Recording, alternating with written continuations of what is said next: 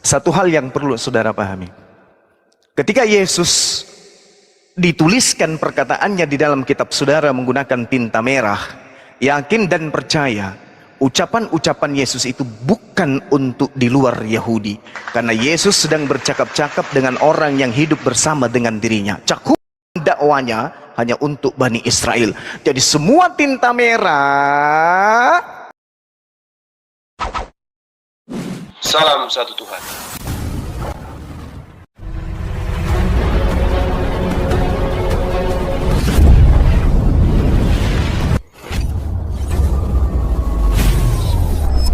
Ya, pengantar ini singkat para sahabat. Dukung semua ya sahabat-sahabat kita channel Densa News Muslim. Di like, di subscribe, di share sebanyak mungkin untuk supaya mencegah sahabat-sahabat kita di luar sana tidak terpengaruh terhadap pemurtadan. Semoga Allah memberikan selalu sikap istiqamah. Salam satu Tuhan, Allahu Akbar. Percaya kepada Yesus, Islam pun juga mengaku percaya kepada sosok yang datang kepada Bani Israel. Kalau di Al-Quran sudah jelas Islam percaya, karena Islam memiliki sebuah kitab Al-Quran dan mereka umat Islam beriman kepada kitab itu. Apapun bunyi dalam kitabnya, pasti umat Islam percaya. Sekarang yang bermasalah adalah kitab saudara. Dalam hal ini adalah ucapan Yesus. Yesus mengatakan, aku diutus hanya kepada domba yang sesat dari umat Israel. Pertanyaan saya, apakah Anda percaya? Kalau Yesus yang mengatakan itu, kalau saya sebagai Muslim, saya percaya bahwa dia diutus hanya kepada domba yang sesat dari umat Israel. Sekarang saya tanya kepada saudara, percayakah Anda bahwa Yesus dengan mulutnya sendiri mengaku dirinya diutus hanya kepada domba yang sesat dari umat Israel? Silakan, ini penentu awal.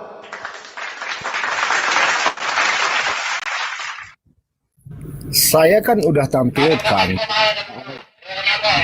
yang menyatakan tentang Yesus untuk semua bangsa. Karena sesuai dengan nubuatan, Yesus pada awalnya dinubuatkan untuk bangsa Israel. Tetapi dari bangsa Israel maka muncullah keselamatan untuk setiap bangsa. Memang benar Anda mengatakan sesuai dengan nubuatan, Yesus hanya untuk bangsa Israel, tetapi dari situlah muncul keselamatan untuk bangsa-bangsa lain. Oke, berarti Anda tidak percaya kepada Yesus. Selamat. Ingat sekali lagi saya katakan, ingat sekali lagi Anda yang membawa data. Konsen kepada Yohanes 3 nomor 16. Ingat, Anda yang kemudian mengingkari, meludah dan menjilat. Karena begitu besar kasih Elohim akan dunia ini, sehingga ia mengaruniakan anaknya yang tunggal, hambanya yang satu-satunya kemudian. Supaya setiap orang yang percaya kepadanya tidak binasa. Percaya kepada siapa? Percaya kepada Yesus, bukan percaya kepada yang lain, termasuk kepada nubuatan-nubuatan entah apa yang Anda katakan itu. Jangan percaya kepada yang lain, hanya kepada Yesus. Entah Anda mengatakan nubuatannya ini, nubuatannya itu, EGP. Ini yang harus dipercayai menurut Tuhan yang mengutus Yesus adalah anaknya. Siapa anaknya? Bukan yang membuat nubuatan di dalam perjanjian lama. Camkan itu. Siapa anaknya? Bukan Lukas, bukan Markus, bukan Yohanes, bukan Paulus, tapi anaknya adalah Yesus. Berarti harus berpola kepada tinta merah. Apa ucapan Yesus? Aku diutus hanya kepada domba yang sesat dari umat Israel. Percaya kepada siapa? Percaya kepada Yesus. Ternyata Anda keciduk, Anda tidak percaya kepada Yesus. Selamat mengikuti bom-bom. Ada lagi bantahan? Sebelum saya pindah kepada data Kisah Para Rasul 1 nomor 8.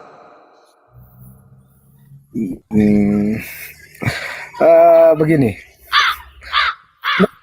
fakta yang saya berikan, tetapi Anda hanya menarasikan ke arah-arah yang lain gitu. Jadi sebenarnya diskusi bukan. agak Jangan. Saya sama sekali hanya membimbing saudara untuk percaya kepada Yesus. Yesus berkata, aku hanya diutus kepada domba-domba yang sesat dari umat Israel. Apakah Anda percaya? kata hanya di situ tidak ada. Ada kata hanya di situ, ada kata mono dalam bahasa Yunani. Waduh, parah ini saudara saya ini. Parah. Gimana? Saya mengakui apa yang Anda katakan, maka 4 ayat ini harus saya hapus dari kitab. Karena Sekarang 4 ayat ini berbohong, begitu. Baik, baik. Jadi hanya Tunggu, satu tunggu. ayat yang Anda temukan.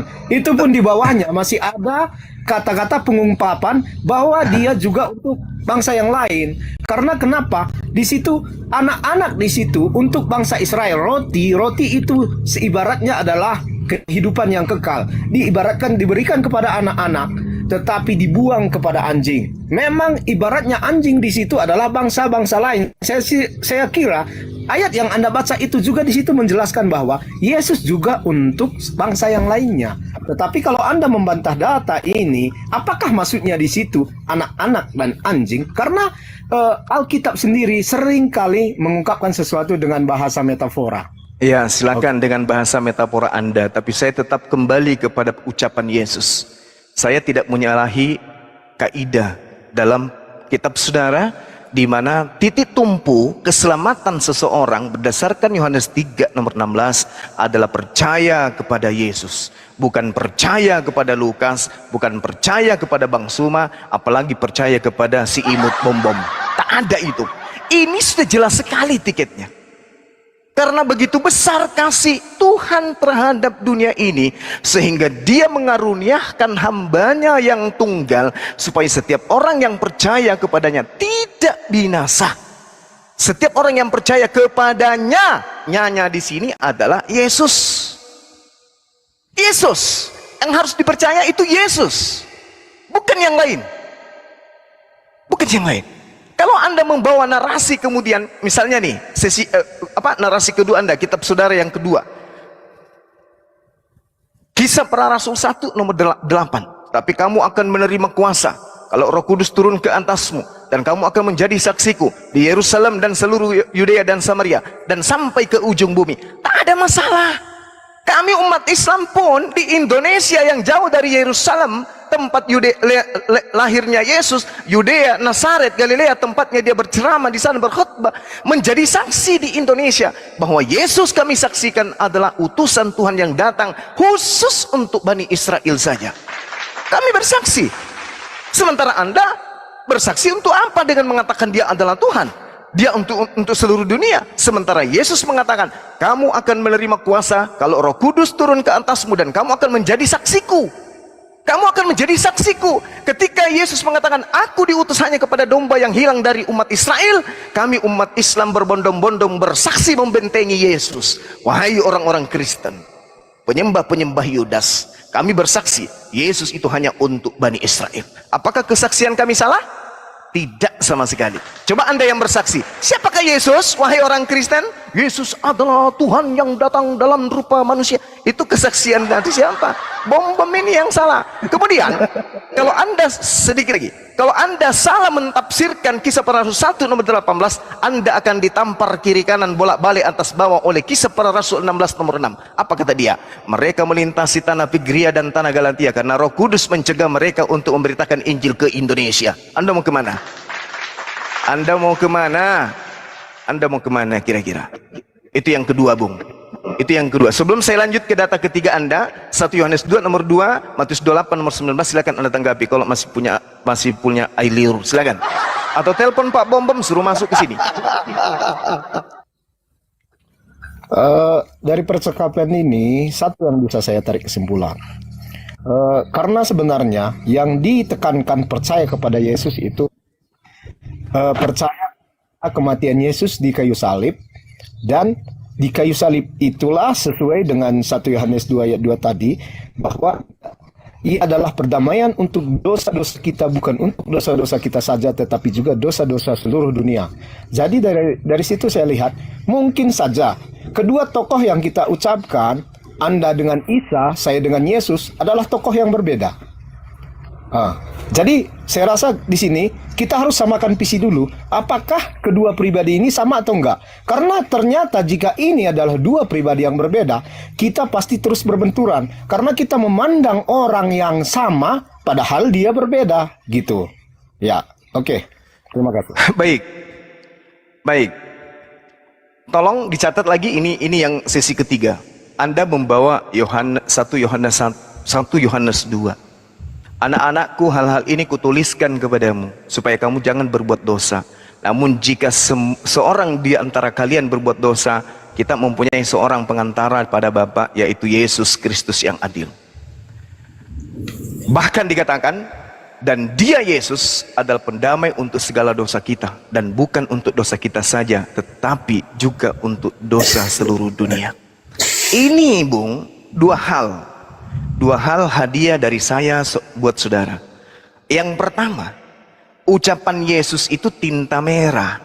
1 Yohanes 2 ini, itu sampai kepada data nomor 29, tak ada satupun data di antara beberapa dalil di 1 Yohanes 2 ini yang bertinta merah.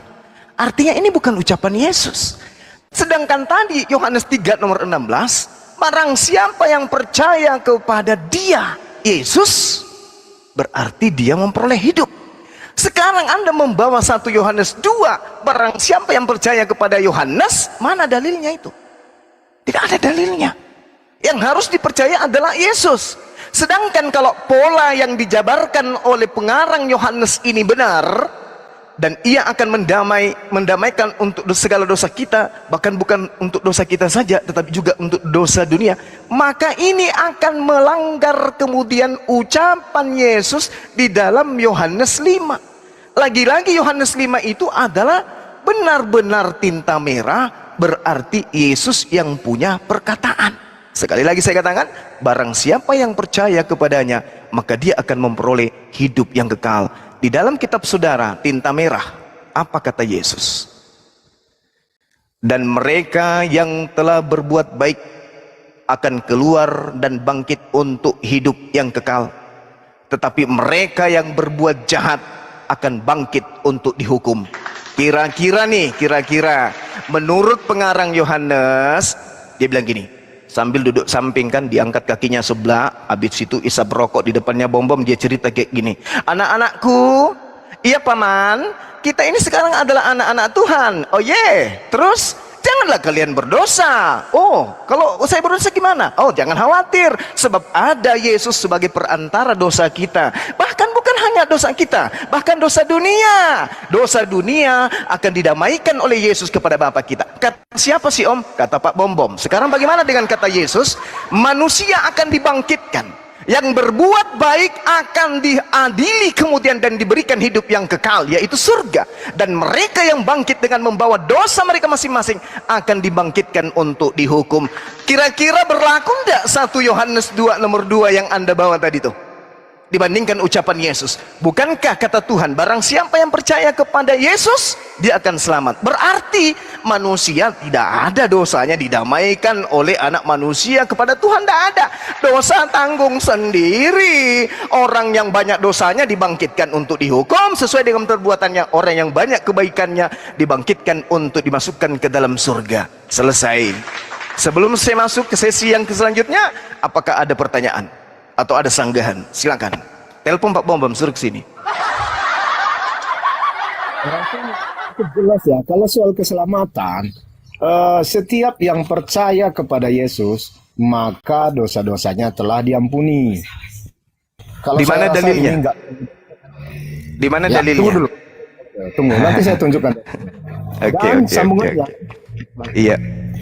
Dan sambungannya, kalau Anda meminta data lagi di mana Yesus dinyatakan untuk semua orang, saya bisa tunjuk ini. Saya rasa ini tinta merah ya. Yohanes 10 ayat 16. Ayat ini berbunyi, ada lagi padaku domba-domba lain yang bukan dari kandang ini. Domba-domba ini itu harus kutuntun juga, dan mereka akan mendengarkan suaraku, dan mereka akan menjadi satu kawanan dengan satu gembala. Oke, saya rasa ini. Aku kaget. Aku kaget. Oke, saya kasih jurus ilmu ya. Mudah-mudahan setelah mendengarkan ini Anda bisa benar-benar sesuai dengan nama akun Anda, mu'allaf. Yohanes 10 nomor 16. Ada lagi padaku domba-domba lain. Maksudnya apa? Ada lagi padaku Bani Israel lain yang bukan dari kandang ini. Bani Israel itu harus kutuntun juga, dan mereka akan mendengarkan suaraku, dan mereka akan menjadi satu kawanan dengan satu gembala. Domba itu Bani Israel. Ketika Yesus datang ke tengah-tengah mereka, baik itu di Yudea, di Galilea, atau kemudian di Nazaret, di situ tidak terkumpul seluruh keturunan umat Israel. Ada keturunan umat Israel di luar. Ada di Indonesia, ada di Jepang, ada di Belanda, ada di Inggris, ada di Amerika, ada di Afrika. Domba-domba itulah yang kemudian dikatakan oleh Yesus domba-domba di luar daripada kandang. Kandang di sini adalah Yerusalem. Di luar Yerusalem itu adalah domba yang ada di luar kandang. Kita lihat pembuktiannya. Jadi kita jangan asal ngomong tanpa data. Di dalam pesan Yesus Matius 10 nomor 5 nomor 6, ingat, ke-12 murid itu diutus oleh Yesus, dan Yesus berpesan kepada mereka. Yesus berkata, tinta merah, janganlah kamu menyimpang ke jalan bangsa lain atau masuk ke dalam kota orang Samaria, melainkan pergilah kepada domba-domba yang hilang dari umat Israel. Pergilah kepada domba-domba yang hilang dari umat Israel. Kalau dombanya ada di Papua sana, maka kamu harus pergi ke Papua. Kalau dombanya ada di Jepang sana, maka kamu harus pergi ke Jepang sana. Itulah yang dimaksud domba di luar kandang, bukan Romawi, bukan Yunani. Itu harus Anda pahami. Kenapa demikian? Karena di dalam kitabnya orang Yahudi, Yehezkiel 5 nomor 12, Tuhan membuat orang-orang Yahudi kemudian ini berpencar, bercerai-berai keluar ke bangsa-bangsa lain.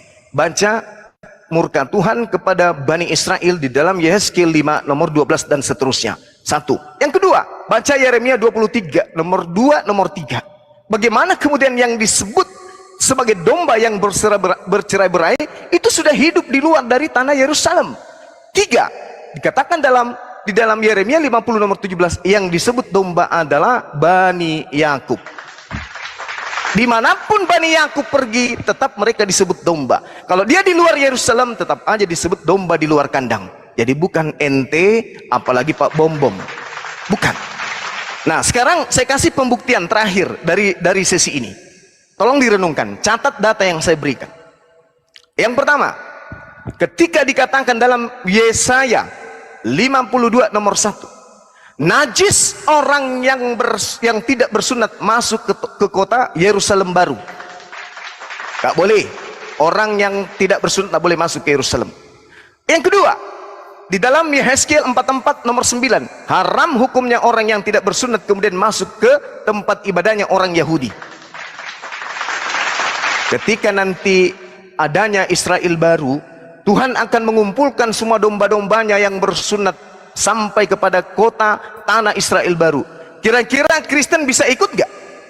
Boleh, kalau dia potong nonotnya. Langsung ambil gunting, perlekat, ikut barisan dengan Bani Israel. Tapi kalau dengan keadaan sekarang, apalagi Pak Bom-Bom, udah kecilnya kayak lombok biji, tertutup lagi kepalanya, tidak akan pernah dianggap sebagai satu kawanan dengan domba. Mereka hanyalah serigala yang nyamar seperti domba. Jadi sekali lagi Bung, saya katakan kepada saudara, Yohanes 10 nomor 16 itu adalah domba yang dimaksud keturunan Israel Bani Yakub yang bersera ke bangsa-bangsa lain. Demikian, silakan tanggapi. Kalau tidak, kita masuk ke sesi yang keberapa itu? Yang terakhir. Yang keberapa tadi? Matius ya. Pindah ke Matius 28:19. Silakan. Ya, kalau saya lihat sanggahan Anda nggak mengena ya. Karena dimanapun kalau Yesus tentang orang Israel, dia hanya menyebutkan domba. Tapi kalau domba dari kandang lain, itu jelas adalah domba yang bukan dari Bani Israel. Tapi apapun kita bilang, itu hitung dari cara perspektif. Tapi intinya dari sini yang saya lihat, bahwa sebenarnya kita harus menyamakan persepsi dulu. Karena begitu banyak perbedaan-perbedaan, jadi kita harus samakan dulu persepsi seperti yang sudah saya sebutkan tadi. Apakah yang kita bicarakan ini dua pribadi yang sama ataukah dua pribadi yang berbeda? Saya rasa ke situ dulu, biar jangan perdebatan terus perdebatan. Tetapi kalau kita mengetahui bahwa ini yang sama, oke, boleh kita lanjutkan perdebatan. Tetapi kalau ini adalah dua pribadi yang berbeda, siogianya perdebatan ini tidak dapat diteruskan. Kenapa? Karena kita membicarakan subjek yang berbeda gitu. Saya rasa itu dulu. Bung, sangat disayangkan ya, wawasan Anda dan daya tangkap Anda itu masih di bawah. Sorry, saya bukan menyerang pribadi, tapi ini sebagai renungan buat saudara.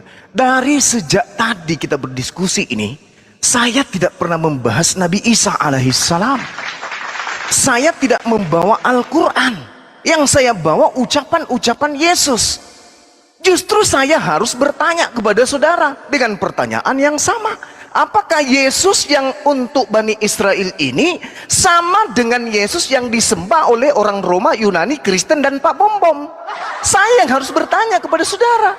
Apakah Yesus yang datang kepada Bani Israel, yang mengaku hanya untuk Bani Israel, sama dengan Yesus yang kalian sembah? Jangan-jangan yang kalian sembah itu Yudas, tapi menggunakan nama Yesus supaya dianggap sama seperti Nabi yang datang kepada Bani Israel. Karena yang saya lihat, Bang, yang saya lihat saudara, selama saya membahas tentang Yohanes 3 nomor 16, tak ada satupun paparan Anda yang bisa kemudian berpihak kepada pengajaran Yesus. Semuanya bertentangan.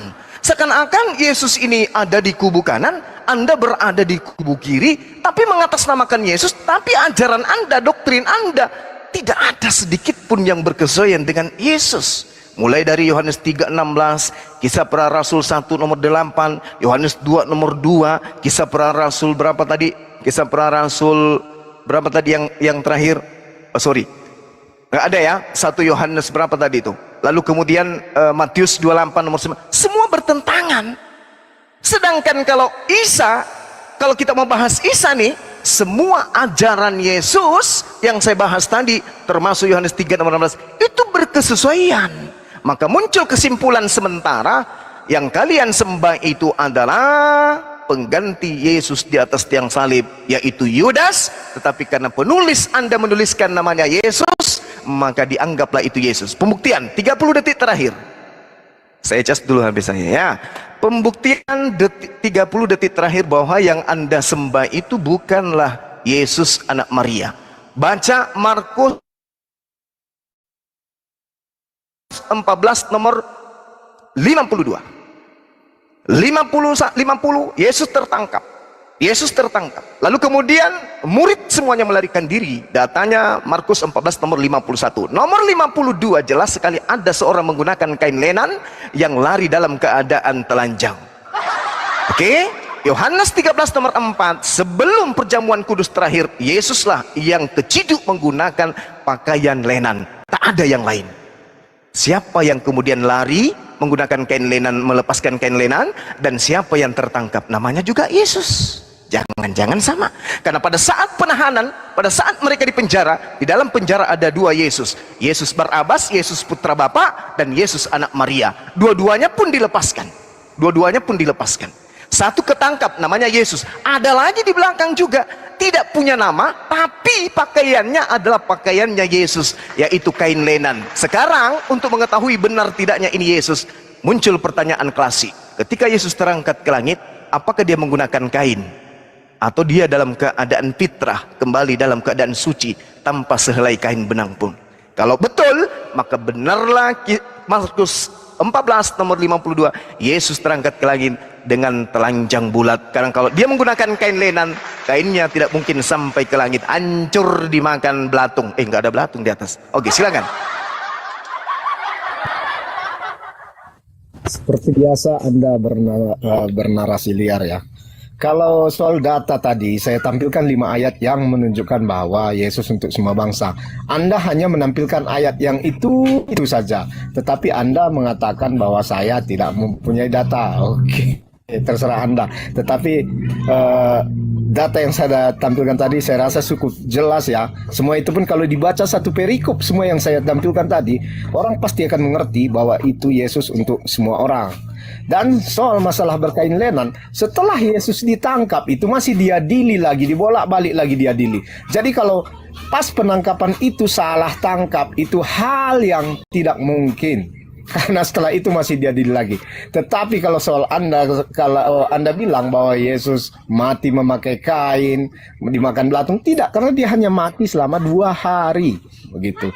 Karena setiap orang mati di Yahudi kan seperti kita tahu, dikasih baju apa segala macam lagi, dibaluti lagi dengan apa, itu banyak prosesnya. yang sebenarnya tidak dijelaskan di dalam Alkitab. Kalau dijelaskan itu semua, mungkin Alkitab ini udah 3.000 atau 4.000 halamannya. Jadi saya rasa ini tadi, kalau soal persamaan, siapakah yang disembah orang Kristen? Itu udah pasti Yesus yang untuk Bani Israel. Karena sesuai dengan Yesus mengaku, aku adalah gembala yang baik. Di perjanjian lama, Mazmur 23 ayat 1, Tuhan adalah gembalaku. Jadi dijelaskan di sini, Tuhan itu adalah gembala. Jadi sambil ini mengklarifikasi ya, bahwa Yesus itu memang Tuhan juga. Mazmur 80 ayat 1, Hei gembala Israel, dengarkanlah kami. Di situ disebutkan bahwa Tuhan itu adalah gembala. Yesaya 40 ayat 11, seperti gembala, ia akan menggembalakan kawanannya. Ia akan mengumpulkan anak-anak domba dengan lengannya. Di Yehezkiel 34 ayat 23, aku akan mengangkat seorang gembala atas mereka, yakni hambaku Daud. Jadi Allah selalu menyebutkan mengenai gembala. Yehezkiel 37 ayat 24, dan seorang raja akan menjadi raja mereka semua, dan raja itu tidak akan pernah hilang di tengah-tengah mereka. Aku akan mengadakan perjanjian damai dengan mereka. Itulah perjanjian kekal yang aku menetapkan mereka, dan aku akan menanamkan mereka di tempat mereka. Jadi dari sini jelas sekali bahwa Yesus adalah Tuhan dan dia adalah gembala yang baik. Dan soal hanya untuk Bani Israel, saya rasa sudah cukup jelas data yang saya tampilkan. Lebih dari 4, hampir 5 data ini saya tampilkan. Semuanya Anda tolak. Semuanya Anda klarifikasi bahwa itu bukan perkataan Yesus lah, itu domba dari kandang lain, bukan untuk di luar Kristen. Saya rasa ini data sudah cukup jelas. Kalau Anda ingin membantah, bantahlah dengan data yang lebih baik lagi. Karena data yang Anda tampilkan cuma satu. Itu pun di bawahnya dilanjutkan dengan bahwa itu juga tersirat bahwa itu juga untuk orang-orang di luar Israel. Anak-anak di situ adalah orang Israel, dan anjing di situ adalah orang untuk di luar Israel, dan roti itu adalah kehidupan kekal. Oke, ini coba andai saja saya berdiskusi dengan orang yang IQ-nya bagus, hari ini juga dia bersyahadat. Paparan saya itu berdata, paparan saya itu menolak semua doktrin yang Anda bawa dengan sekelumit data-data yang memaksakan Yesus untuk Bani Israel. Satu, di awal tadi, Matius 15 nomor 24, bahkan dengan PD-nya Anda mengatakan bahwasanya di situ ada anjing, di situ ada sampah, remah-remah, di situ kemudian ada roti Bani Israel. Orang yang sesaman Yesus saja, sesaman Yesus, percaya kepada Yesus, berbicara kepada Yesus, bertatap muka kepada Yesus, bahkan diobati, diberikan hadiah oleh Yesus, kesembuhan kepada anaknya, masih juga dipanggil guguk oleh Yesus. Lalu Anda siapa? Sunat kagak, makan babi yes, ibadah hari Minggu. Ente sopo? Ente bukan Bani Israel. Orang yang hidup sesaman Yesus, bertatap muka dengan Yesus, ada pengesahan dari Yesus. Bahkan Yesus mengatakan, imanmu benar, imanmu benar, engkau adalah guguk pemakan sampah, imanmu benar, jadilah seperti apa yang kau inginkan. Ente tidak bisa melihat itu. Lalu kemudian Anda mengatakan, oh Tuhan kami, Mazmur begini, di dalam kitab ini. Bung, camkan baik-baik. Satu hal ingin saya pesankan kepadamu. Mazmur ketika Anda bawa, sekali-kali kamu berselancar ke Mazmur bab 121. Di awal-awal nomor 4 misalnya.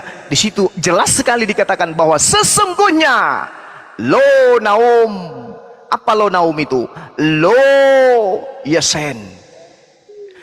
Tuhannya Israel, penjaga Israel, tidak terlelap dan tidak tertidur. Penjaga sapam. Dan tidak tertidur. Sapam itu penjaga. Waduh, jangan gitu dong. Jangan gitu bang. Jangan bawa-bawa pribadi. Iya, saya sapam ini, saya lagi jaga nih. Tak kasih lihat ya, saya kasih lihat ya. Aduh, gimana ini? Saya lagi piket lagi. Tunggu. Seragam saya lagi gimana ini? Biarkan bang, biarkan dia dari Biar Semarang. nggak apa-apa supaya teman-teman ini tidak berhenti lah itu menghujat pribadi saya. Saya memang sapam, tapi kan tidak perlu kemudian Anda bawa profesi, karena di Indonesia ini kan bukan cuma saya sapam, bos. Banyak saudara-saudara kita jutaan, bahkan orang diamankan kantornya karena sapam. kalau mereka punya kantor mau bayar polisi mahal, jadi mereka pakai satpam. Janganlah bawa profesi. Saya akui saya satpam, tidak apa-apa, tapi jangan kayak gitulah, ya. Oke ya. Aduh, seragam saya mana? Sumbritan saya mana, Dek? Mir? Ngisi lagi uang Semarang. Sabar. Kamu kira saya tidak ikuti kau? Sabar. Dasar kau bego. Baca Sabar. atlet. Sabar bang, sabar. Apa ini nenek ini? Sabar. Ini saya lagi di tempat dinas. Saya lagi di tempat dinas ini. Nih, saya lagi di tempat dinas, Bung. Nah, ini saya sampam jaga di sini nih. Nah, ini saya sampam, saya lagi jaga nih ini. Ini tempat wisata majikan saya nih. Nih, majikan saya lagi. Nih, saya sampam di sini nih. Nih. Ini pengunjung dari PT Adira ini ratusan orang datang tuh. Aduh, saya jaga di sini, masya Allah. Sampam lagi jaga di tempat ini. Allahu Akbar. Masya Allah. Ini bang, ini bang. Saya lagi jaga nih. Itu Punya gombel itu. Ini bang semua nih. Satpam dari mana kamu, Rut? Ini bang semua nih. Itu punya gombel semua itu. Terus kamu katakan satpam dari mana kau, Rut? Aduh, Naik kemari. Saya sampaikan kepada saudara, yang membunuh Yesus itu Tuhanmu, yang membunuh Yesus itu satpam Romawi.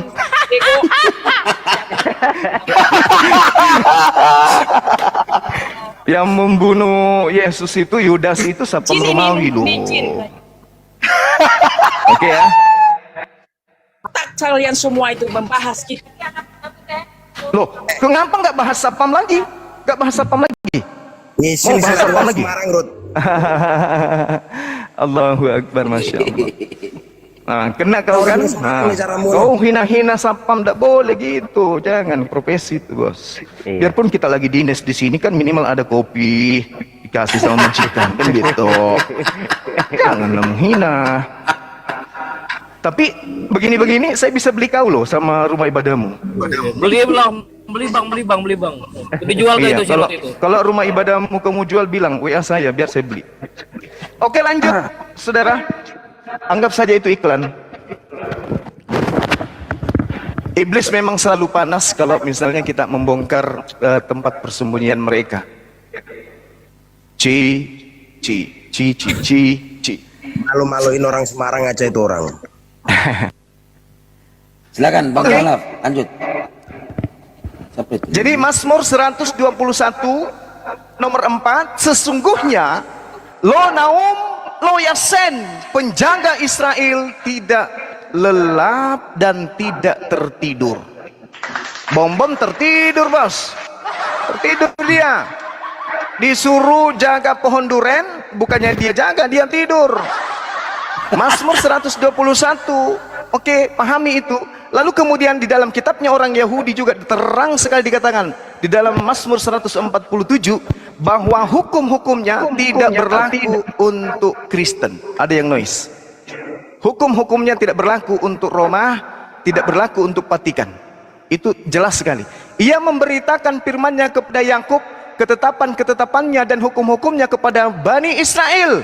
Tuhan tidak berbuat demikian kepada segala bangsa dan hukum-hukumnya tidak mereka kenal. Berarti Romawi, Vatikan, Antioquia, Kristen pertama kali itu tidak mendapatkan kemudian tempat di tengah-tengah ajaran Tuhan kepada Bani Israel.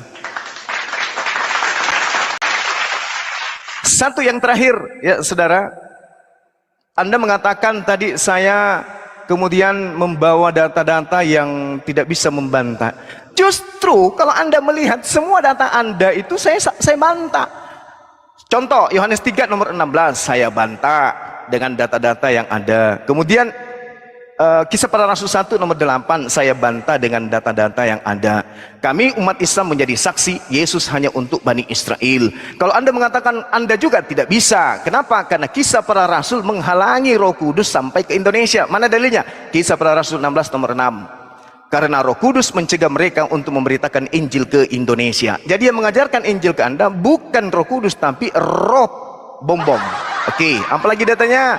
1 Yohanes lagi Anda bawa, 1 Yohanes 2 nomor 2. Anak-anakku yang kekasih, janganlah kau berbuat dosa, akan tetapi ketika kamu berbuat dosa, ada Yesus sebagai pendamai dosa kita, bahkan dosa dunia. Dibantah lagi oleh Yesus, karena 1 Yohanes 2 ini ucapan pengarang Yohanes. Yesus berkata di dalam Yohanes 5 nomor 29, manusia dibangkitkan, orang benar dibangkitkan untuk masuk ke surga sesuai dengan perbuatannya, orang jahat dibangkitkan untuk dihukum. Kena lagi, apalagi yang saya belum bantah? Data yang mana lagi yang kamu kasih yang saya tidak bantah? Tinggal satu. Apa itu? Matius, sabar. Matius, tinggal Matius bang, tinggal Matius 28 nomor 19. Kalau Anda masih punya pertanyaan atau ada bantahan silakan. Sebelum saya masuk sesi terakhir, yang Anda bawa adalah Matius 28 nomor 19. Silakan.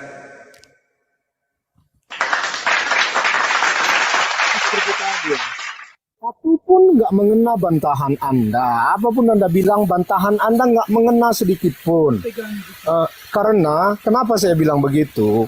Semua yang Anda data yang Anda tampilkan ngalor ngidul, nggak ada yang mengena. Tetapi kalau Anda anggap itu mengena, terserah Anda.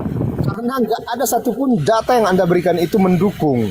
Tapi pertanyaan juga yang saya sebutkan tadi nggak ada balas, nggak Anda jawab. Artinya coba Anda sebutkan kesamaan Isa dan Yesus. Kenapa Anda samakan Isa dan Yesus? Kesamaannya? Apakah dasarnya? Kesamaannya? Ya. Oke. Ya, coba Anda sebutkan. Oke. Bismillahirrahmanirrahim. Wa iskala Isa bin Maryam, ya Bani Israel, inni Rasulullahi ilaikum. Wahai Bani Israel, sesungguhnya aku ini adalah rasul untuk kalian. Matius 15 nomor 24. Sesungguhnya aku diutus hanya kepada domba yang sesat dari umat Israel. Bantah pakai data kalau Yesus pernah membatalkan ucapan ini bahwa dia juga diutus untuk bangsa di luar non Israel. Mana data Anda? Silakan.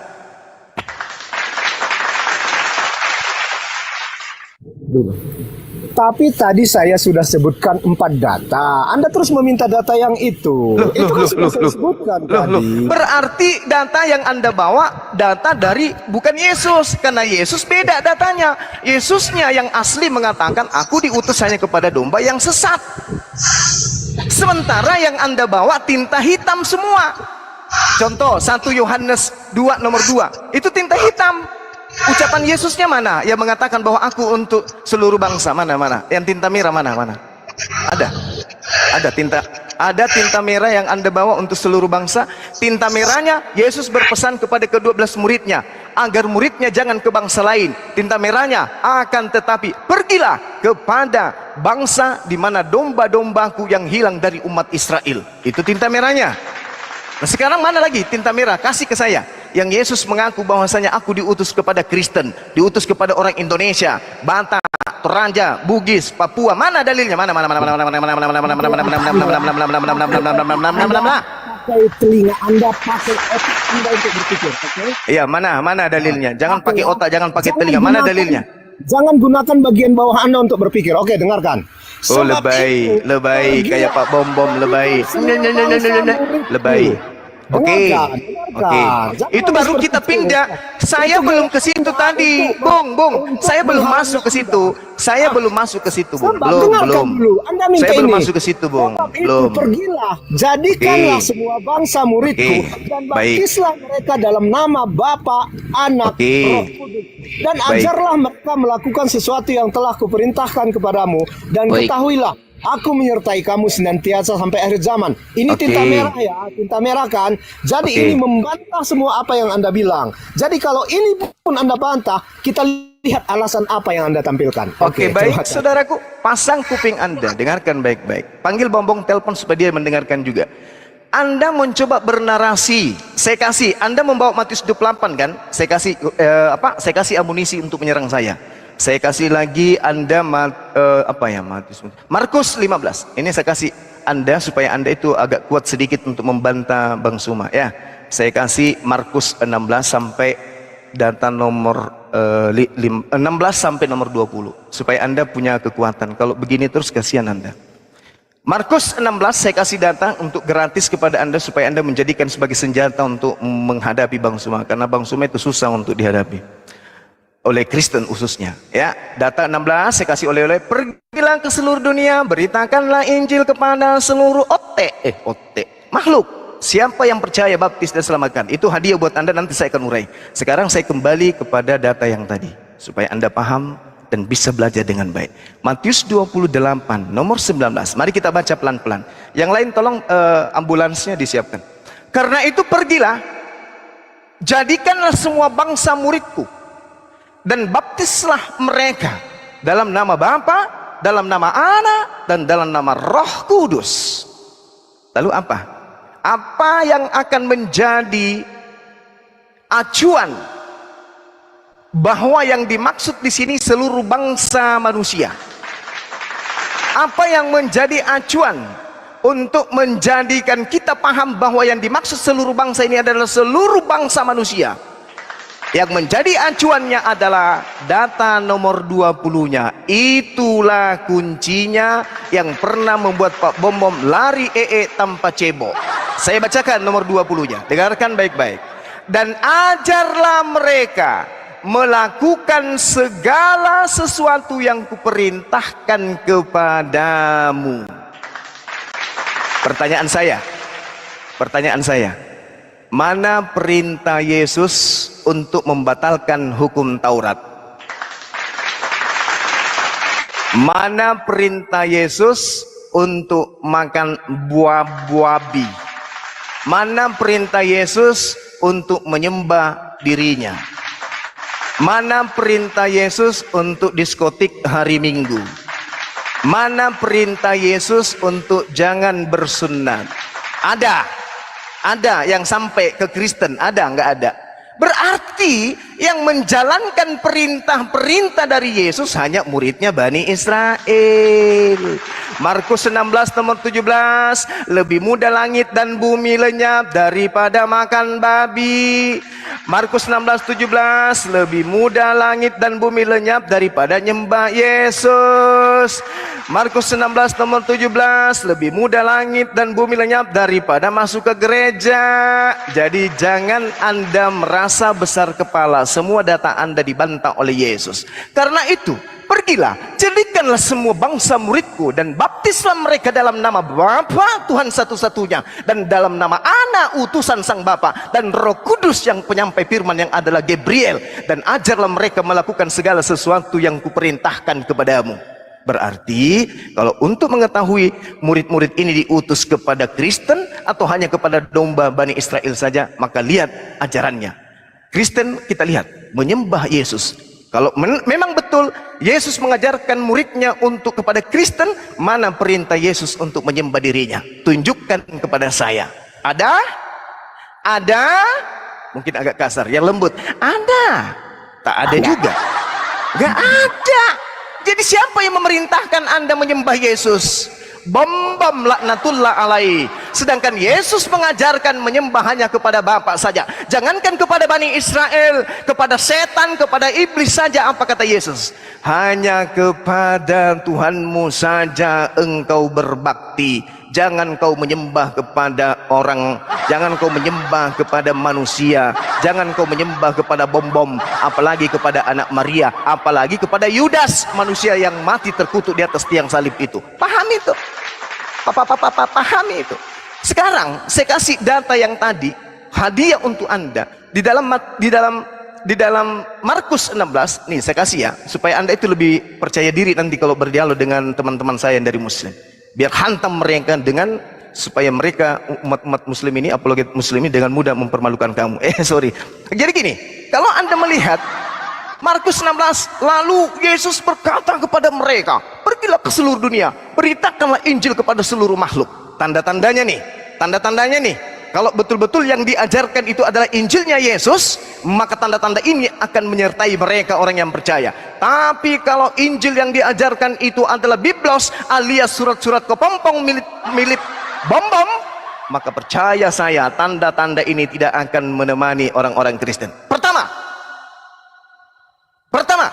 mereka akan mengusir setan-setan demi namaku. Apakah itu terbukti? Mereka akan berbicara dalam bahasa yang asing bagi mereka. Apakah itu terbukti? Kalau saya bicara asing kepada Anda, apakah Anda mengerti? Pura mokola kamandio, pura mokola kumande. Aketa wai, mau kau cebok makan deh bawa selapekan. Ngerti ndak Anda? Ya mau apa sih pelangkang? Nah, ini kan ciri-ciri tanda-tanda orang yang memberitakan dan menerima Injil, benar-benar Injil Tuhan, akan mengerti bahasa asing. Nah, aku makeda kak, purana kamanre, purana ka jambang, magi deh mak bisa, mak bau kau tadi itu seding ngerti ndak kau bahasa Thailand kayak gini, ngerti ndak kau? Tidak, kau ngerti. Kamu tidak ngerti bahasa asing, bahasa Thailand yang barusan. Kenapa? Karena kamu tidak menerima Injil yang asli. Dengarkan, Markus 16 ini hadiah untuk Anda. Tanda-tanda ini akan menyertai orang yang percaya. Mereka akan mengusir setan. Mereka akan berbicara bahasa asing. Mereka akan memegang ular, dan sekalipun mereka minum racun maut, mereka tidak akan mendapatkan celaka. Mereka akan meletakkan tangannya atas orang sakit dan orang itu akan sembuh. Indonesia tahun 2019 dan seterusnya dikena bencana COVID. Yang banyak mati di Indonesia justru orang-orang yang mengaku mereka sebagai anak-anak Tuhan yang percaya kepada Yesus. Mana saling meletakkan tangan di kepala sehingga mereka lepas dari COVID? Tak ada, semua bermatian. Lalu apalagi yang Anda punya? Matius 28 udah terkampar, Markus 16 sudah nyunsep. Ada lagi? Jadi terakhir kemudian, kenapa ini bisa seperti ini keadaannya Kristen? Karena Al-Quran mengatakan wa makaru wa makarallah wallahu khairul makirin. Orang-orang kafir ingin membuat makar, menipu Allah, padahal sesungguhnya mereka hanya menipu diri mereka, karena Allah sebaik-baiknya pembalas kejahatan. Silakan hadirkan bom-bom di sini, hadapi saya untuk berdialog tentang kebenaran. Cukup ini. Ya, silakan. Gini, sebenarnya tetap seperti tadi, Anda nggak bisa membantah. Saya menyatakan satu ayat, Anda mengalihkan apakah orang Kristen makan babi? Apakah orang Kristen disunat? Saya sudah tampilkan data yang Anda minta. Seharusnya itu data itu yang Anda bantah, bukannya menanyakan pengajaran tentang Yesus. Begitu. Jadi seolah-olah Anda mengklaim Anda bisa membantah semua data. Padahal dari tadi tidak satu pun data yang saya tampilkan Anda bantah. Dan mengenai apa? Mengenai sunat, tidak sunat, makan babi, bisa juga saya bantah. Karena di sini disebutkan juga, Yesus sendiri mengatakan, apa yang kamu masukkan ke dalam mulut tidak menajiskan, tetapi yang keluar dari mulut itulah yang menajiskan orang. Terus kalau mengenai orang Kristen sakit apa segala macam, sebenarnya kalau untuk nabi-nabi palsu itu ada di Yeremia 23. Di situ disebutkan nabi palsu itu berzina, tidak jujur. Nabi palsunya di Yeremia yang Anda bawa itu, Yeremia 23 itu, nabi palsunya berasal dari mana? Jujur. Jujur. Ya, itu nubuatan. Jujur. Menurut Yeremia 23, nabi palsu itu berasal dari mana? Itulah ciri-cirinya. Ciri-cirinya bisa kita temukan. Iya, ciri-cirinya mau apapun. Tapi asalnya dari mana? Asalnya dari mana? Asalnya dari mana? Asalnya dari mana? Asalnya dari mana? Malu kan? Malu kan? Malu kan? Nabi palsu itu berasal dari tengah-tengah Yerusalem. Selamat. Ketika bicara kan? Selamat. Lanjut. Kita bicara. Oke. Iya. Jadi itu disebutkan ciri-ciri nabi palsu itu suka berzina, tidak jujur, makan dari ipuh dan minum racun, mati karena minum racun. Itulah ciri-ciri. Jadi kalau kita sebutkan ke Paulus atau ke nabi-nabi lain, itu nggak masuk. Kenapa? Paulus digigit ular pun tidak mati. Dia bukan mati diracun kan, kalau Paulus. Jadi maksud saya begini, kalau saya menyajikan data yang menyatakan bahwa Yesus untuk semua orang, jadi Anda menyajikan data yang lain, bukan ke arah yang lain Anda bawa. Ini selalu begini, jadi diskusinya melebar terus tanpa ada pengambilan satu poin. Seharusnya ketika saya menampilkan data bahwa Yesus untuk semua orang, Anda tampilkan data yang lebih akurat lagi. Karena data Anda cuma satu, yaitu ketika Yesus dinyatakan adalah untuk domba-domba yang hilang dari Israel. Itu pun di bagian bawahnya diterangkan lagi bahwa sebenarnya di situ Yesus juga untuk semua bangsa. Jadi sebenarnya data ini apa yang nggak bisa Anda bantah lagi. Sudah. Oke. Sekarang sederhananya pertanyaan saya nih buat teman-teman muslim di bawah, dengarkan jawaban beliau setelah saya bertanya pertanyaan ini. Yesus, lagi-lagi tinta merah. Dengarkan teman muslim, jawaban dia nanti habis ini. Di dalam Yohanes 10 nomor 27, Yesus berkata begini, aku mengenal dombaku, dombaku mengenal aku, mereka mendengarkan aku dan mengikuti aku. Aku tidak makan babi, muridku tidak makan babi. Karena kenapa? Aku mengenal dombaku, dombaku mengikuti aku. Ketika aku tidak makan babi, maka muridku tidak makan babi. Pertanyaan saya kepada saudara, pertanyaan saya kepada saudara, Yesus mengenal dombanya, dombanya pun mengenal dirinya, dombanya mengikuti Yesus, dombanya tidak makan babi. Oke? Menurut saudara, adakah murid-murid Yesus atau domba-domba Yesus yang tidak mengikuti Yesus, yaitu tidak makan babi? Tunjukkan di mana murid Yesus makan babi. Sebab Matius yang Anda bawa itu bukan masalah makan babi, itu masalah cuci tangan atau tidak cuci tangan. Tolong tunjukkan kepada saya murid Yesus makan babi itu tertulis di mana? Mari dengar teman-teman apa jawabannya. Karena Yesus mengatakan, aku mengenal dombaku, dombaku mengikuti aku, dombaku mendengarkan aku. Sekarang tunjukkan di mana murid Yesus kufur terhadap perintah Yesus, yaitu makan babi. Silakan.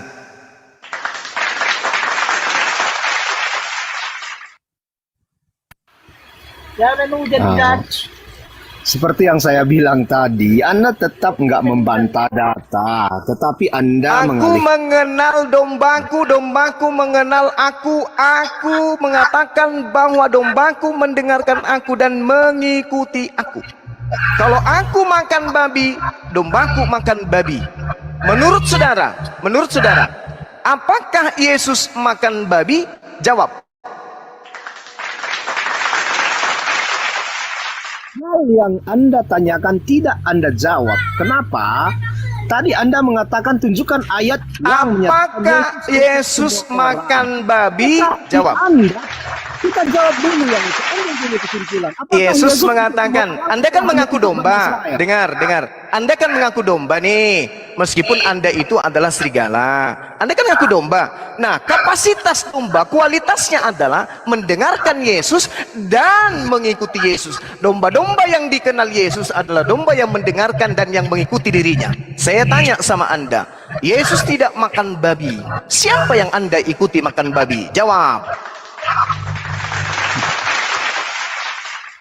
Anda membawa ke hal yang lain. Yesus mengenal dombanya. Dombanya mengikuti dirinya. Dombanya mendengarkan dirinya. Dombanya mengikuti dirinya. Dan itulah domba-domba yang dikenal oleh Yesus. Saya tidak mengalihkan. Justru disinilah jantungnya. Disinilah jantungnya Pak Bom Bom. Disinilah jantungnya Kristen. Saya ulang lagi. Saya ulang. Lihat teman-teman, jawabannya dia apa? Yesus berkata, aku mengenal dombaku, dombaku mengenal aku, dombaku mendengarkan aku dan mengikuti aku. Yesus tidak pernah makan babi. Saya tanya kepada saudara yang adalah penyusup, siapa yang Anda ikuti makan babi? Jawab. Yesus berkata dalam Matius 15 ayat 11, yang masuk ke dalam mulut tidak menajiskan orang. Oh, mama, saya tidak sedang nanya. Lihat jawabannya, Domba-dombaku kemudian mengikuti aku. Dombaku mengikuti aku. Dombaku mendengarkan aku. Sekarang, siapa yang Kristen ikuti makan babi? Jawab. Matius 15 ayat 11. Yang masuk ke dalam Yesus mulut, tidak makan babi di situ. Yesus tidak sedang makan babi. Itulah yang di situ Yesus tidak makan babi. Di situ Yesus tidak makan babi. Di situ tidak ada hubungannya dengan babi. Pada saat Yesus garis tinta merah ya. Nggak bisa Anda bantah itu. Oke, baik. Saya jawab ya. Atur napasmu baik-baik. Atur napasmu baik-baik. Atur napasmu baik-baik. Supaya kamu itu masih bisa tercerahkan, mudah-mudahan bisa sehat ya, minimal dapat hidayah. Lihat. Ketika kemudian Anda membawa Matius 15. Lihat ya, lihat. Ini mudah-mudahan Anda pernah sekolah sih, ini susah kalau tidak pernah sekolah. Kemudian datanglah beberapa orang Farisi dan ahli Taurat. Yang datang bukan orang Roma pemakan babi. Ingat ya, saya ulang lagi. Yang datang kepada Yesus bukan Romawi, bukan Pak Bom Bom, bukan Protestan, bukan Katolik, bukan Advent, bukan Saksi Yehova, bukan Romawi, bukan Yunani, bukan Batak, bukan apapun. Yang datang kepada Yesus pada saat itu adalah orang Farisi dan ahli Taurat. Adakah mereka di depan menu mereka ini seekor babi? Adakah babi di meja mereka pada saat itu? Tak ada babi. Kenapa tidak ada babi? Karena yang sedang makan ini adalah Bani Israel. Bani Israel, babi bagi mereka adalah hewan yang paling menjijikkan.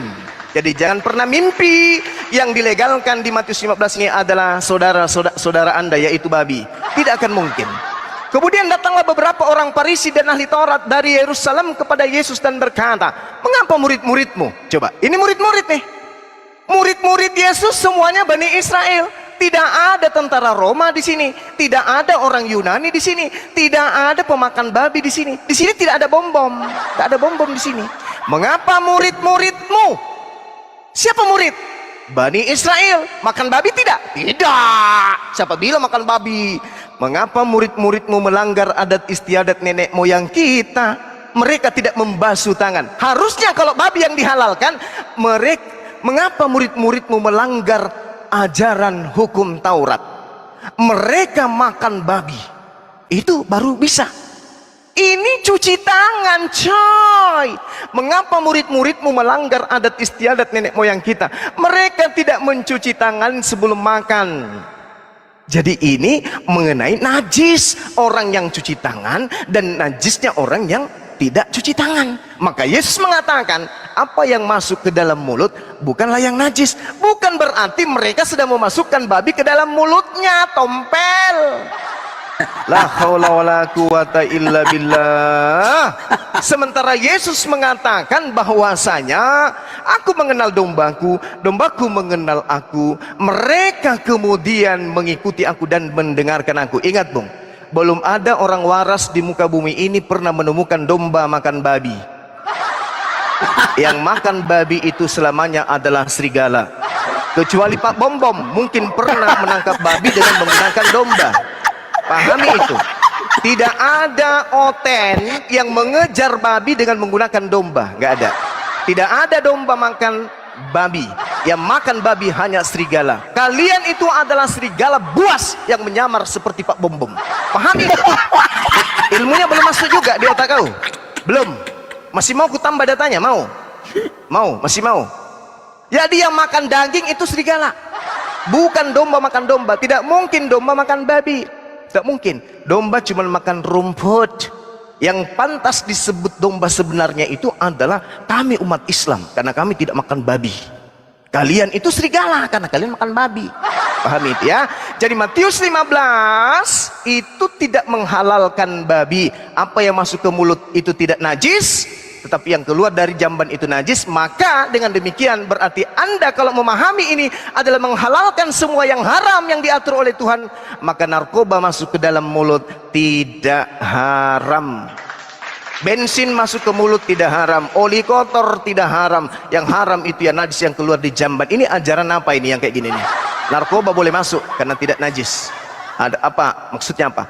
Jadi maksud data ini adalah tentang cuci tangan, bukan tentang haram halalnya babi. Yang duduk di sini Bung, bukan Pak Bom Bom duduk di kursi yang sebelah kanan, Erben sebelah tengah, kemudian muncul lagi siapa? Jeki Sambiring, muncul PCD King.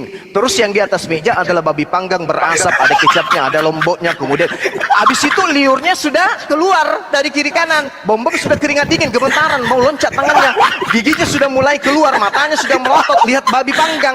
Mereka ini bukan oten yang sedang menghadapi babi panggang lalu mengatakan tidak Tidak ada yang najis yang masuk ke perut. Akhirnya apa? Pak Bom bukan yang ngambil garpu, langsung loncat ke meja peluk itu babi panggang. Bukan. Ini Yesus lagi makan bersama murid-muridnya, orang-orang beradab, orang-orang soleh yang menjaga diri mereka, makanan mereka dari yang haram-haram.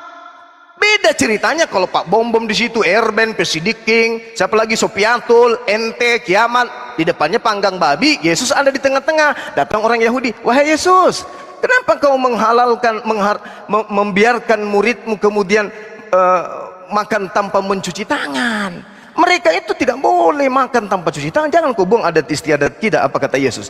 Tidak ada yang masuk di perut itu najis, di mulut. Yang keluar itu zaman, seketika semuanya berloncatan makan babi. Ini bukan babi, Bung. Ini mereka makan makanan halal. Hanya masalah perkara cuci tangan.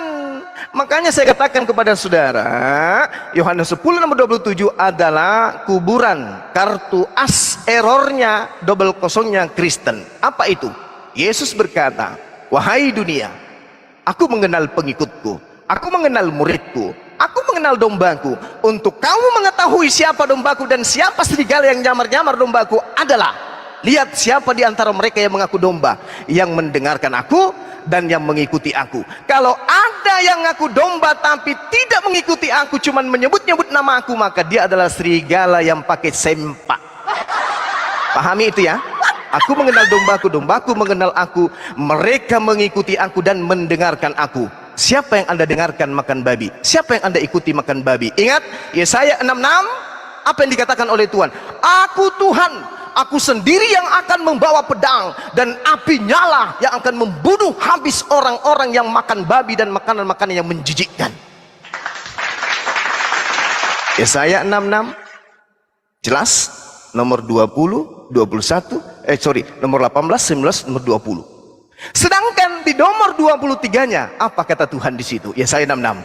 Sabat berganti sabat, bulan berganti bulan, tahun berganti tahun. Orang-orang semua akan datang kepadaku, sujud beribadah menyembah kepadaku. Siapa yang makan babi? Oten. Siapa yang sujud beribadah? Jawab dong. Siapa yang makan babi? Oten. Siapa yang sujud beribadah kepada Allah? Islam. Siapa yang dibakar hangus oleh Tuhan? Makan babi. Yukhadi'una Allah walladzina amanu wa ma yakhda'una illa anfusahum wa ma yash'urun.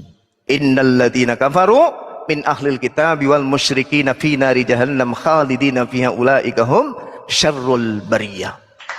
Jangan anggap ini adalah satu lelucon, saudara siapa? Saudara Kristus. Ini adalah hadiah buat saudara untuk menjalani kehidupan Anda esok. Apakah Anda tetap ingin menjadi penyamar serigala makan babi, atau Anda menjadi domba yang tidak makan daging babi? Saya serahkan kembali kepada saudara. Ingat, data-data Anda saya sudah sajikan, dan ini adalah edukasi buat saudara-saudara muslim supaya jangan pernah meninggalkan agama Islam ini. Karena di dalam Yeremia 29 nomor 11 jelas dikatakan, aku Tuhan sudah merancang keselamatan, sudah merancang rencana-rencanaku untuk kalian, yaitu rencana damai sejahtera, Salam Islam. Demikian. Allahu Akbar, Masya Allah. Kalau hitungan waktu yang menang Zuma, kalau hitungan waktu berbicara ya. Tapi kalau poin tetap tidak dijawab. Karena dari tadi yang dibahas lain. Yang jadi persoalan sebenarnya, di mana bantahannya terhadap bahwa Yesus bukan untuk semua bangsa. Itu nggak ada bantah. Domba. Tunggu dulu. Saya masih berbicara setengah menit, Anda sudah membalas. Tunggu dulu ya, dengarkan dulu. Jadi, maksud saya begini. Jadi yang persoalan sekarang ini, apakah Yesus untuk semua bangsa atau hanya untuk Bani Israel? Jawaban Anda, siapa yang makan babi? Oke, saya ladeni. Sebenarnya yang di dalam imamat itu diperuntukkan semua untuk bangsa Israel. Jadi jelaskan. Bagus. Bagus. Bagus. Tetapi bantahan Anda mengenai Yesus untuk semua bangsa, tidak ada satupun ayat yang Anda bawa Yesus untuk domba yang hilang dari Israel. tidak mengena. Kenapa? Karena di ayat selanjutnya disebutkan bahwa Yesus juga di situ untuk bangsa-bangsa lain. Kan sudah saya sebutkan analogi yang disebutkan di situ dari roti yang diberikan untuk anak-anak lalu dilemparkan kepada anjing. Anak-anak di situ adalah bangsa Israel dan anjing di situ diumpamakan adalah bangsa lain. Jadi Berarti Anda ingin mengatakan bom-bom itu anjing? Gitu. Bang Sidik, siapkan ambulan Bang Sidik. Seperti itu. Tetapi Anda sebenarnya tidak lebih dari seorang yang sangat bodoh. Sebuah batu aja Anda bisa jadikan saksi. Ketika Anda menyanyikan saksi kepada saya, Anda menjadikan saksi Anda batu. Mengaitkan dengan Yosua, sementara di Yosua itu adalah batu peringatan, bukan batu saksi sebenarnya kalau Anda baca perikop itu. Gak usah nangis. Gak usah nangis. Gak usah nangis. Enggak nangis. Ini hanya saya mengedukasi Anda supaya Anda sedikit lebih berlogika dalam berdiskusi. Karena bukan dengan narasi yang panjang Anda menang, tapi dengan membantah data-data yang saya berikan. Masalahnya kalau saya bernarasi pendek, Anda nggak bisa bernarasi gitu loh, Bang. Kasihkan dulu, ya kan? Karena sampai saat ini Anda tidak dapat membantah data yang saya berikan. Yang dapat Anda simpulkan hanya mengalihkan ke hal lain. Jadi kalau dalam berdiskusi itu, Anda harus mencapai poin-poin yang ingin kita bicarakan. Bukan membicarakan satu poin melebar ke poin yang lain. Sampai saat ini nggak ada data yang selain Israel, domba-domba yang hilang di kalangan Israel. Itu yang cuma Anda tampilkan kan? Nggak ada yang lain. Itu pun di bawahnya data itu menunjukkan juga untuk semua bangsa. Kalau berdiskusi dengan Anda ini, meskipun sampai hari kiamat tidak akan dapat kesimpulan. Ketika Anda kalah, Anda tidak mengaku, mengalihkan ke hal lain. Jadi maksud saya begini, saya hanya mengedukasi semua untuk orang Kristen. Tidak ada gunanya berdiskusi dengan Anda, karena Anda seperti memberikan mutiara kepada babi. Tidak akan itu ada ucapan gunanya. Yesus kepada Bani Israel. Babi yang dimaksud di situ Romawi dan Yunani. Tidak malu kamu? Ini ada Bang Yesus Ego nih, berkata Gonda. kepada Bani Israel, tidak pantas kau memberikan mutiara kepada babi. Babi yang dimaksud di situ adalah Romawi Yunani. Kasihan. Belajar lagi, Bang ya, saudara. Siapa namanya sebenarnya itu? Kristus ya. Anda belajar lagi di dalam Matius 15 nomor 24. Yesus di sana dengan sangat jelas mengatakan dengan bahasa Yunani, ada kata apa di sana dalam bahasa Yunaninya? Spesial. Di situ dia mengatakan mono, hanya kepada domba atau hanya kepada domba yang hilang dari umat Israel saja. Girna, ini ada Bang Ego Emi. Bang Ego Emi, selamat sore. Assalamualaikum Ustaz Sugi. Waalaikumsalam warahmatullahi wabarakatuh. Masya Allah. Ya, jadi sabar, host, sabar. Jadi teman-teman sekalian, ya, tadi saya ingin memberikan informasi ketika si Curut tadi itu mengatakan Yeremia 23 membahas tentang nabi palsu. Di Yeremia 23 itu justru nabi palsunya itu jelas dikatakan bahwasanya nabi palsunya berasal dari Yerusalem. Kalau tadi kita mendengarkan bahwasanya dia ingin memojokkan Rasulullah Muhammad sallallahu alaihi wasallam, padahal yang dimaksud dengan nabi-nabi palsu yang ada di sana adalah nabi yang berasal kemudian dari Yerusalem. Tidak ada kemudian yang berasal dari bangsa Arab atau di luar daripada bangsa Yerusalem. Ini jelas pemahaman mereka yang masih minim terhadap kitabnya orang Yahudi, sehingga mereka seenaknya mengartikan, seenaknya mengasumsikan, padahal nabi palsu yang dimaksud jelas berasal dari Yerusalem itu sendiri. Oke, sekira begitu teman-teman sekalian. Takbir, saudara. Allahu Akbar. Allahu Akbar. Masya Allah. Akhi Sugi, Iya, halo. Yeremia benar ya? Itu Betul. nabi dari Yerusalem ya? Betul, itu hanya untuk bangsa Ya. Israel itu. Israel. Betul. Nabi yang hadir dari bangsa Israel.